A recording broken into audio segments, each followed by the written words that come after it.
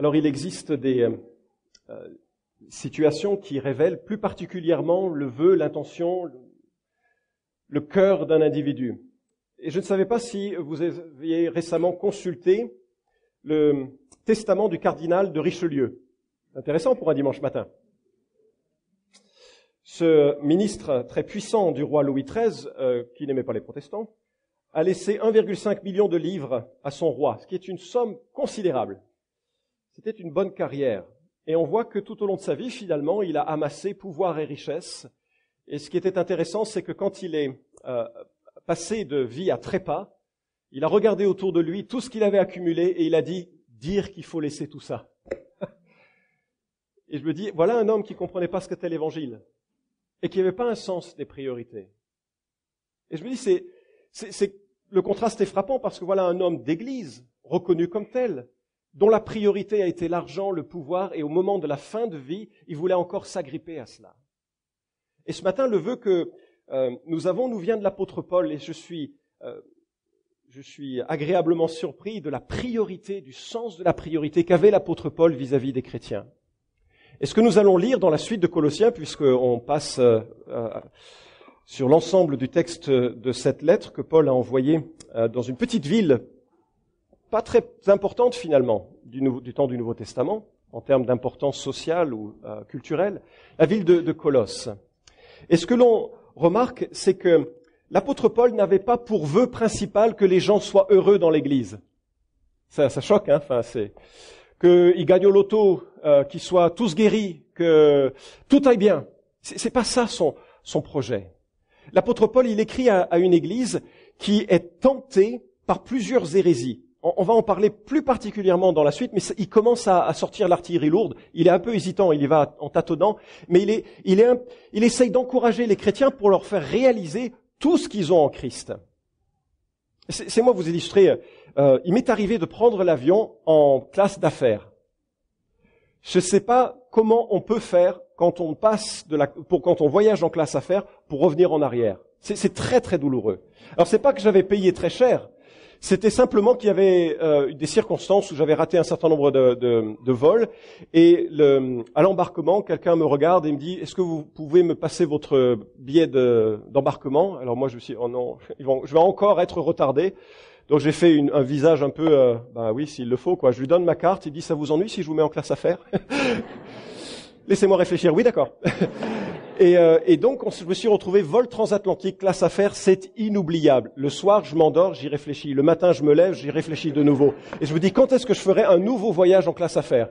Le problème, c'est que ça arrive qu'une fois dans la vie, généralement, ce genre de choses, et qu'on revient ensuite dans le petit compartiment bien tassé des classes normales. Quel est le lien avec Colossiens? Je vous explique. C'est pas évident, premièrement, mais je vous explique.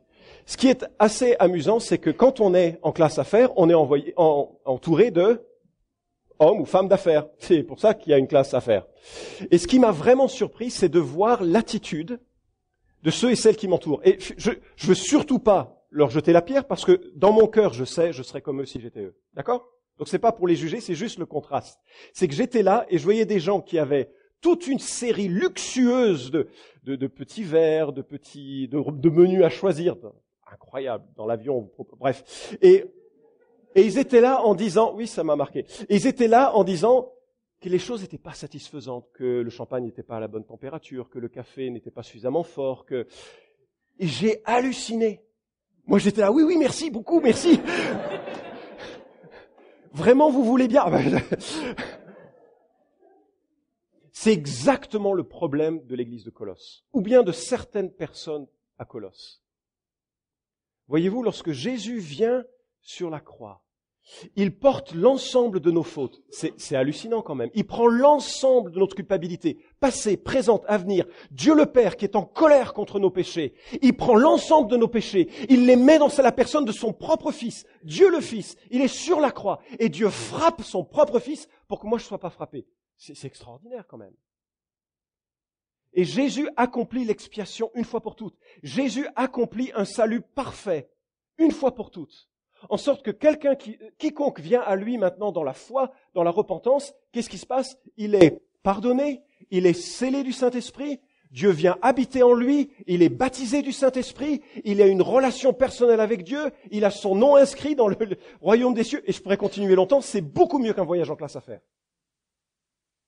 Le problème, c'est que beaucoup de chrétiens se disent « le salut, c'est quand même limité. C'est quand même limité. On vient chanter le dimanche matin, c'est quand même limité. On témoigne de notre foi, de notre vie avec Jésus, c'est quand même limité. Dieu nous utilise, il fait en sorte qu'on ait une influence auprès d'un voisin, auprès d'un membre de notre famille, c'est quand même limité. » Et on est tenté de prêter l'oreille à de douces sirènes qui nous disent « si tu viens dans mon mouvement à moi, tu auras plus. Plus de l'Esprit Saint avec moi. Plus de sainteté avec moi.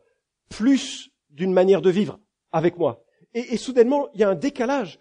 On ne prêche pas Christ et la centralité de Jésus-Christ, on prêche une église, un mouvement, une personne. Or, l'apôtre Paul, il a pour vœu que la vie soit entièrement centrée sur Christ. Écoutez bien, il écrit à des chrétiens, des gens qui sont déjà devenus chrétiens, mais qui sont tentés de chercher quelque chose de plus. Quelque chose de plus. Parce que c'est ancré dans la nature humaine de ne pas être satisfait. Vous êtes d'accord avec ça? Demandez à ma femme, elle vous dira, pour lui, c'est certain. C'est ancré dans notre nature. Plus, plus, plus. Et ce que l'apôtre Paul veut souligner, c'est que vous avez tout pleinement en Jésus-Christ. Et on a le sentiment qu'il voudrait un peu secouer les chrétiens en disant, mais vous réalisez les dimensions, la taille, Christ en vous, l'espérance de la gloire. Rien que ça, rien que ça. Colossiens chapitre 2, versets 1 à 7, je ferai juste 3 remarques sur ce texte. Je veux en effet que vous sachiez quel grand combat je soutiens pour vous, pour ceux de Laodicée et pour tous ceux qui n'ont pas vu mon visage, afin que leur cœur soit consolé, qu'ils soient unis dans l'amour et enrichis d'une pleine certitude de l'intelligence pour connaître le mystère de Dieu, Christ, en qui sont cachés tous les trésors de la sagesse et de la connaissance. Je dis cela afin que personne ne vous trompe par des discours séduisants. Car si je suis absent de corps, je suis avec vous en esprit, voyant avec joie le bon ordre qui règne parmi vous et la solidité de votre foi en Christ. Ainsi, comme vous avez reçu le Christ Jésus, le Seigneur, marchez en lui. Soyez enracinés et fondés en lui, affermis dans la foi d'après les instructions qui vous ont été données et abondez en actions de grâce. Amen. Ça, c'était la lecture de la Bible. Ça, c'était vrai. Ce que je vais dire, c'est à évaluer. D'accord? Mais je ferai 3 remarques. La première chose, c'est que l'apôtre Paul, il exprime un vœu tout au long de ces 7 versets. Et le premier vœu qu'il formule, c'est une vie qui soit remplie de la connaissance de Christ.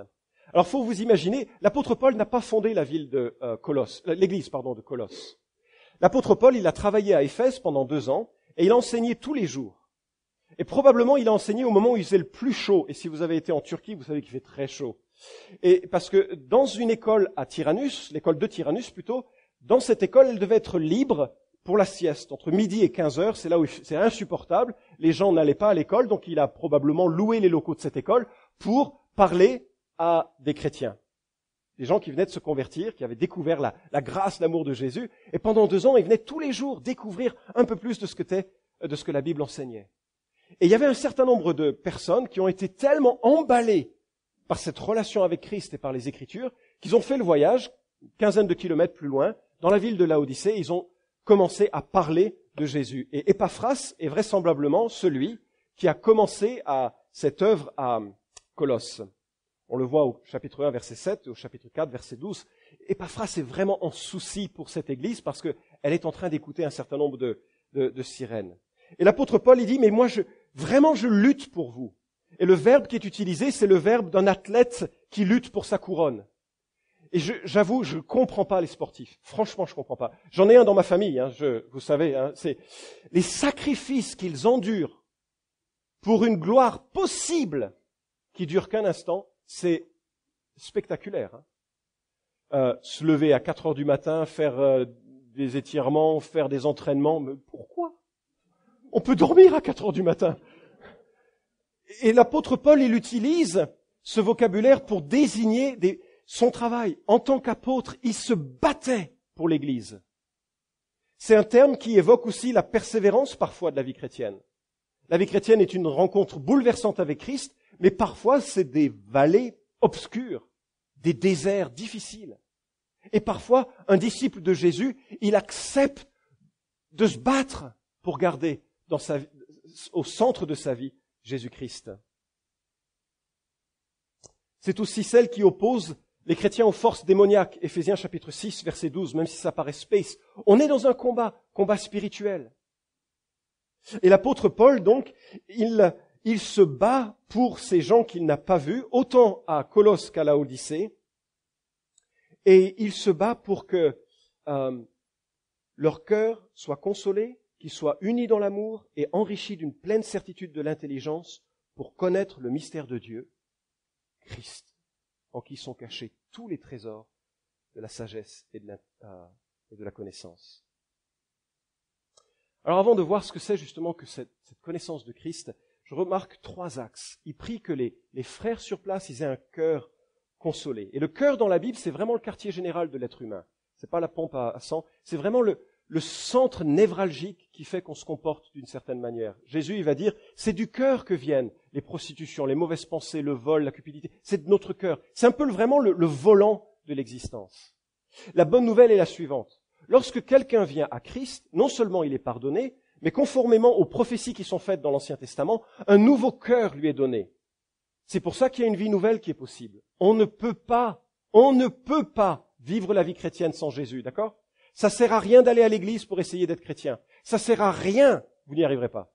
C'est trop exigeant. Il faut vraiment qu'il y ait un changement de cœur. Et c'est ce que Dieu propose, un changement de cœur.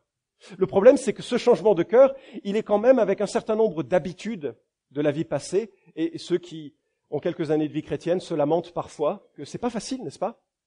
C'est-à-dire que je suis aspiré vers une vie de Christ, et puis c'est comme si j'avais des bretelles, j'en porte pas, mais des bretelles qui étaient restées accrochées en arrière. Et je fais quelques pas, et puis j'ai l'impression que il y a quelque chose qui me renvoie à des habitudes et à des modes de fonctionnement qui sont profondément ancrés avec mon ancienne vie. Et l'apôtre Paul, il prie que le cœur soit consolé et que le cœur il soit vraiment orienté dans la perspective de Christ. Et je me suis dit, comment est-ce qu'on fait pour changer un cœur quand on est déjà chrétien, quand on a déjà le nouveau cœur de Christ?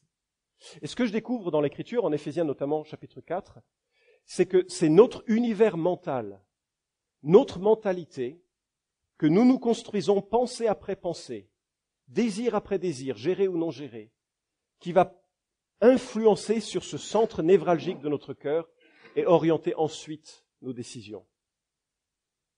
C'est quand nous sommes obsédés par quelque chose que nous devenons contrôlés par cette chose et que enfin nous faisons cette chose. Et le cœur est vraiment au centre de cette première préoccupation de l'apôtre Paul et il doit être renouvelé par l'intelligence ou dans l'intelligence. Deuxième direction, unis dans l'amour. Est-ce qu'il y en a qui font ici du tricotage, du crochet? Je dirais à personne. Vous pouvez juste lever la main. Et c'est la même idée qui est utilisée dans le verbe de Colossiens. C'est que il prie que les frères et sœurs soient unis. Il y a une notion de réconciliation dans le terme. Qu'il n'y ait pas des clans, des sectes au sein de l'assemblée. Ceux qui sont à écouter les hérésies un peu, qui commencent à grandir à Colosse. Et Paul veut que les frères soient unis dans l'amour. Les relations fraternelles sont vraiment importantes. La manière dont on se comporte en tant que disciple de Jésus est ce qui va toucher ceux qui nous entourent, n'est-ce pas? Si vous venez d'une famille païenne, c'est mon cas, hein, c'est pas une insulte, hein, d'accord? Mais si vous venez d'une famille qui ne s'intéressait pas à l'évangile, l'une des premières choses vraisemblablement qui vous a surpris, ce sont les gens. D'accord, ils étaient bizarres. C'est vrai, les chrétiens sont bizarres, des oiseaux vraiment bizarres. Mais le deuxième aspect, c'est qu'ils avaient des relations quand même. On ne sait pas comment les définir, il y avait quelque chose. Il y avait quelque chose. Et l'apôtre Paul, il prie que les frères ils soient unis dans l'amour, c'est-à-dire qu'il y ait du pardon réciproque. Qu'on n'attende pas 3 semaines avant de pardonner. Qu'on n'attende pas, ou qu'on se voile pas le visage en disant « je te pardonne, mais j'oublie pas ». Ou bien, pire, je voulais juste te dire que je t'ai pardonné. Le truc rempli d'amertume, hein, ça ressort, mais ça ressort de façon chrétienne. Et Paul, il prie que, c'est la deuxième chose, unis dans l'amour, et troisièmement, qu'ils soient enrichis d'une pleine certitude de l'intelligence. C'est une phrase qui est assez difficile à comprendre. Enrichis d'une pleine certitude de l'intelligence. Vous sortez ça au bac français, ça passe pas beaucoup.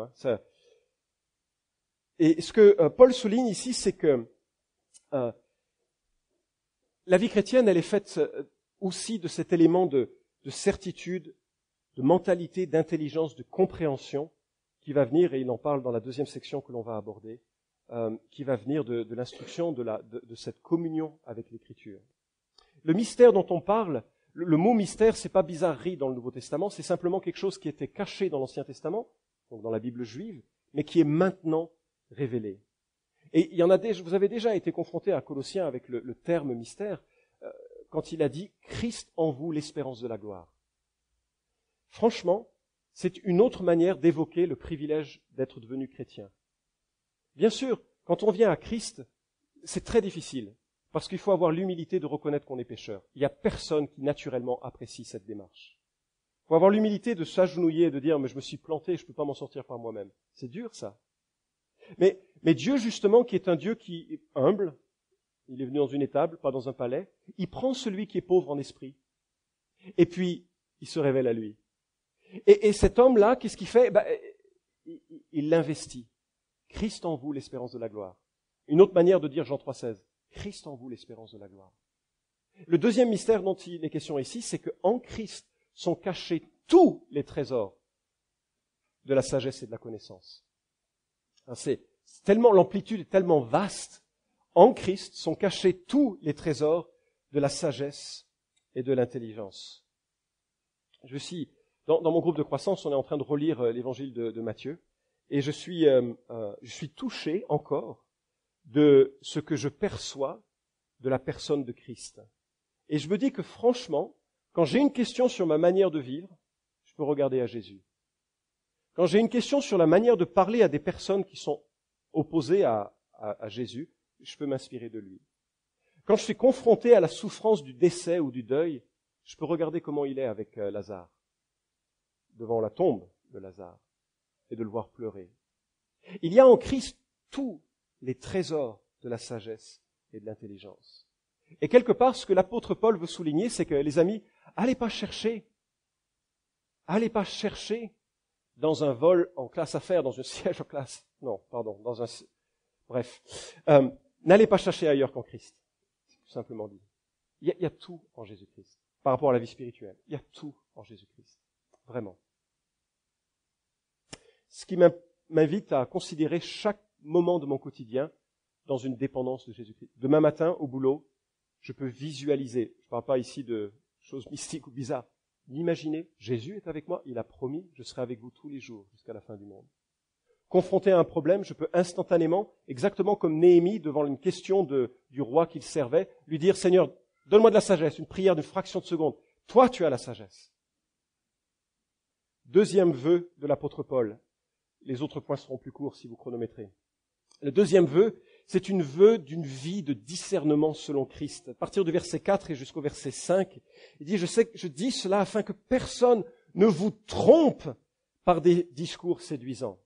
Et maintenant, l'épître va commencer à grandir en intensité pour s'attaquer à ceux qui utilisent la religion chrétienne pour leur propre gain, qui trompent l'Église de Jésus-Christ par de faux enseignements. Colossiens 2,8, que personne ne fasse de vous sa proie par la philosophie et par une vaine tromperie, selon la tradition des hommes, selon les principes élémentaires du monde, et non selon Christ. Colossiens 2,16, que personne ne vous juge à propos de ce que vous mangez et buvez, ou pour une question de fête, de nouvelle lune ou de sabbat. Qu'est-ce que ça veut dire? À l'époque, il y a des gens qui disaient, alors voilà, si tu es chrétien, il faut que tu offres un culte à Dieu le samedi. Parce que c'est le jour que Dieu a prévu. L'Ancien Testament, la loi juive, le sabbat. Il y en a d'autres qui disaient, si tu es chrétien, tu ne peux pas manger de porc. La loi juive. C'est pas spirituel de manger de porc. Ou bien, tu peux pas boire de vin. Ça, c'est dans des pays anglo-saxons. Si tu es spirituel, tu peux pas boire de vin. Et il y a toute une série de traditions qui parfois se mettent et se greffent à la personne du Christ. Alors qu'en fait, vous savez ce que la Bible dit à ce sujet? Franchement, Si tu penses honorer Dieu en ne mangeant pas de porc, n'en mange pas. Mais n'impose pas aux autres cette discipline. C'est tout simple. C'est tout simple. On est appelé à une loi de liberté sur ces considérations. Et il y a toute une série de principes élémentaires. Les gens essayaient de s'initier à certaines formes de spiritualité qui les éloignaient progressivement de Christ. Et aujourd'hui, moi, je suis frappé de certaines histoires qu'on entend dans certaines conventions. Par exemple, quelqu'un qui me disait « Ouais, je sais plus qui m'a rapporté ça, mais il y a un livre qui vient de sortir où il est question de délivrance spectaculaire de démons, avec toute une série de recettes pour que les démons partent. Et dans le livre, il est écrit « Je sais que ce que j'écris, vous le trouverez pas dans la Bible, mais ça marche. » Vous savez quoi? C'est un très très bon livre à brûler. Enfin, pas le brûler pour le brûler, mais pour le feu, pour faire du feu comme ça. Parce que si c'est pas dans la Bible, on s'en fiche, franchement, pour des questions spirituelles. C'est des manuels de sciences physiques, c'est à garder, surtout pour les examens. Mais pour les questions spirituelles, franchement, ça n'a aucune incidence. Ne vous laissez pas séduire par de fausses spiritualités. Restez sur l'Écriture, parce qu'elle est suffisante pour que l'homme de Dieu soit apte à toute œuvre bonne. 2 Timothée chapitre 3, verset 17. Solidité de foi, ordre dans l'Église, que les choses émanent d'une vie avec Jésus. Troisième et dernier point de ce message, l'apôtre Paul, il souligne une vie de progrès avec Christ. Et regardez comme c'est pertinent et fort. Comme vous avez reçu le Christ Jésus, le Seigneur, marchez en lui. Alors, c'est intéressant parce qu'il y a vraiment une comparaison. Comme vous avez reçu Christ, marchez en lui. Comment est-ce qu'on reçoit Christ? On reçoit Christ par la repentance. On se repent personnellement devant Dieu de ses péchés. Et il nous demande de marcher en lui comme cela. Ça veut dire quoi? Je dois pratiquer une vie de repentance. Quand ma femme me reproche quelque chose, je dois me regarder devant Dieu et dire « elle a raison », si c'est elle a raison, et me repentir. Le problème, c'est qu'elle a toujours raison. C'est une vie de repentance parce que ça commence comme ça, la vie de repentance. Comment est-ce qu'on reçoit Christ? On reçoit Christ par la confiance, n'est-ce pas? On ne reçoit pas Christ en faisant des œuvres bonnes. On reçoit Christ quand avec confiance, on réalise qu'il a tout fait sur la croix pour moi. Comment est-ce que je marche avec Jésus? Avec confiance. C'est avec confiance. Il y a un parallèle entre la manière initiale où Christ rentre dans notre cœur et le quotidien qui suit ensuite. Comme on a reçu Christ dans la simplicité d'un enfant. Jésus, il a pris un enfant, il les a mis au milieu de ses disciples. Il a dit, voilà, si vous ne devenez pas comme un enfant et si vous ne vous convertissez pas, vous ne verrez pas le royaume de Dieu. Et pour les disciples, c'est vachement humiliant. Regardez ce gamin, on dit, voilà, on doit être comme lui. Ouais. Avec la simplicité. C'est-à-dire l'absence de calcul. La simplicité. Dieu, tu es mon créateur, je suis pécheur, tu m'aimes, tu es mort pour moi. Je suis émerveillé, je rentre dans ma vie, je veux marcher avec toi. Et on marche dans cette confiance. L'apôtre souligne encore, et soyez enracinés et fondés en lui, affermis dans la foi d'après les instructions qui vous ont été données. Et il y a dans la Bible la nécessité de rester attaché à l'Écriture en tant que disciple de Jésus. Parce que c'est justement cette Écriture qui nous dit qui est Dieu. Je ne peux pas inventer Dieu, hein. Ou du moins chaque fois que les hommes ont inventé des dieux, c'était des dieux à leur image. Mais Dieu, il est tel qu'il est, immense et incompréhensible dans sa majesté. La seule manière que je peux le comprendre et le connaître, c'est comme lui s'est révélé. Par des prophètes tout au long des siècles qui nous ont donné l'Écriture, par le Saint-Esprit qui ensuite éclaire nos cœurs et nous fait comprendre ce qui est dedans. Et le verbe marcher est fréquent chez Paul justement pour que nous puissions avoir, en marchant dans cette Écriture, un enracinement, une fondation qui dépend de l'objet de notre foi. Je ne sais pas si vous avez fait du camping en Provence, mais c'est assez terrible. Il est impossible en Provence de planter des piquets de tente, n'est-ce pas? Je ne sais pas pourquoi on appelle ça un lieu touristique, c'est pas vrai. Il faut y aller en caravane, il ne faut pas y aller avec une tente. Nous, on habite à Saint-Romain. Là, on plante, Misérieux, pardon. Là, on plante très très bien les piquets de tente. Mais qui veut faire du tourisme à Misérieux? Bref. La fondation, c'est de prendre vraiment des racines profondes dans l'Écriture et que cela impacte notre vie en sorte que les personnes soient fermes. Et cette section se conclut avec cette exhortation abondée en actions de grâce. Et ça nous montre qu'il n'y aura pas beaucoup de Français au ciel parce que on est trop râleurs en France. Mais l'apôtre Paul, il remarque que les gens qui sont sensibles aux hérésies sont des gens qui profondément sont insatisfaits.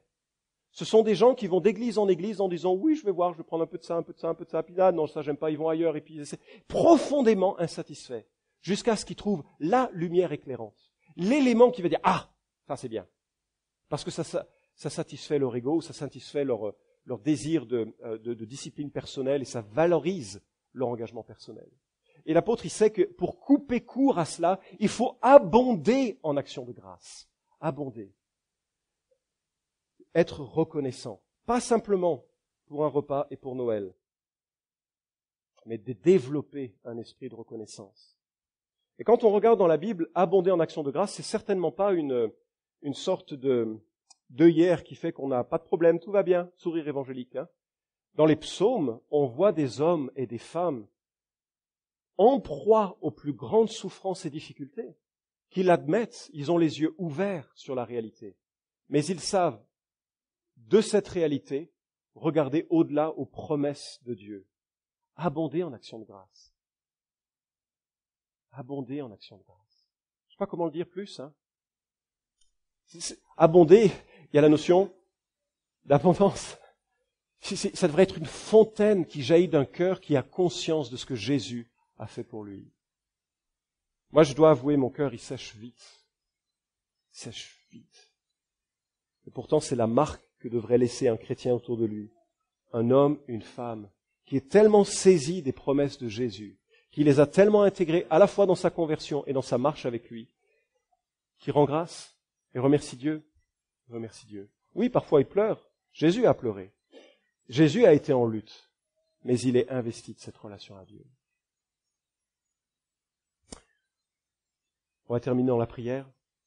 Et mon vœu vraiment, c'est que pour ceux qui ont goûté en Christ, goûté à Christ, Jésus seul, c'est un peu le slogan de cette série sur Colossiens, que Jésus seul soit la passion qui anime notre marche chrétienne.